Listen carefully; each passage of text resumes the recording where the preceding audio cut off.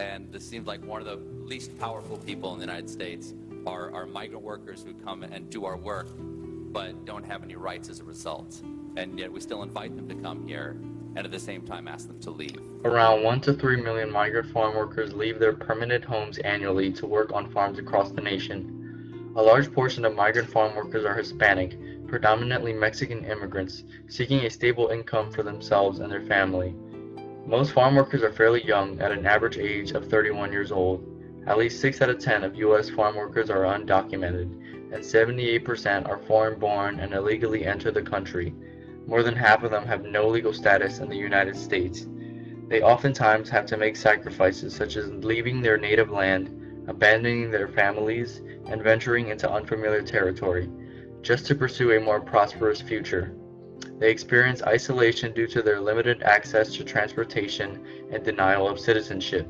The majority of migrant farm workers are let down by their dreams of economic prosperity, with 61% of farm workers' income falling below the poverty line. An average income of just $11,000 a year leaves many in a vicious trap, with no other viable options available to them. Workers are getting stopped and questioned and detained with almost no provocation whatsoever. The current immigration system abuses and deports the people that allow for us to have fresh food on our tables. Farm workers are constantly threatened with deportation by government agencies and employers, placing them in a constant state of fear of being deported from the country. Although immigration policy is decided by the federal government, states are increasingly passing laws against undocumented workers. Women and children are especially vulnerable. Women routinely deal with cases of sexual harassment, with hardly any legal means of fighting back. Children as young as 12 often work over 10 hours a day, 5 to 7 times per week.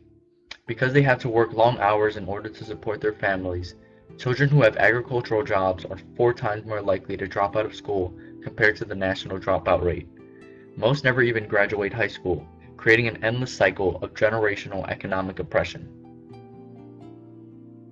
Only the government has the power to fix this. In June 2013, 2/3 of Senate voted in favor of a bipartisan immigration bill that would give American farmers a way to recruit immigrant workers legally. However, Republicans in the House of Representatives allowed the bill to die without bringing it up for a vote. We know that it doesn't have to be a harvest of shame anymore. It can be a harvest of hope. If our country's immigration policy isn't changed soon, we'll elect the workers needed to power the U.S. agricultural system. Their inability to participate in politics leaves them as a disenfranchised minority, invisible to the rest of the country. The first step towards change is for Congress to overhaul the existing immigration system, allowing immigrants to enter the country more easily, especially those who have husbands, wives, and children that are certified citizens. This would provide a steady labor supply for farmers whose workers are constantly taken into federal custody. Better enforcement of federal agricultural laws would allow workers to get paid fairly, improving their overall economic situation. These are jobs that even unemployed Americans don't want to do. They are only taking the opportunities presented to them. I encourage everyone watching this video to spread the word. Let your friends and family know who these people are and help shine some light on the problems they are facing. Together, we can bring justice to all the men, women, and children who endlessly work to keep our farming industry alive.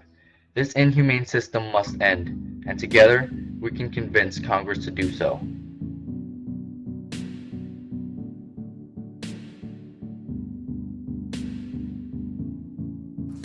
But this is America. I don't want a tomato picked by a Mexican. I want it picked by an American, then sliced by a Guatemalan, and served by a Venezuelan in a spa where a Chilean gives me a Brazilian.